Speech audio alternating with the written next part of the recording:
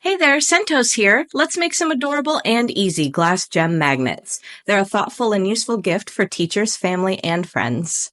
You need cardstock, Centos supplies. I'm using markers and gel pens, clear glue, magnetic buttons, glass gems. You can find these at the dollar store, and hot glue with an adult's help.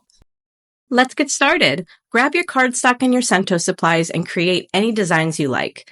Double check that the designs fit the glass gems as you work. They're about 3/4 of an inch in diameter.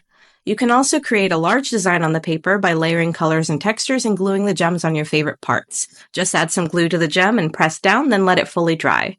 Once they're fully dry, cut around each gem. Look at how pretty that is. Once they're all cut out, have an adult carefully hot glue the magnet to the back of the gem. And that's it. Just look at all the different magnet designs you can make. The possibilities are endless.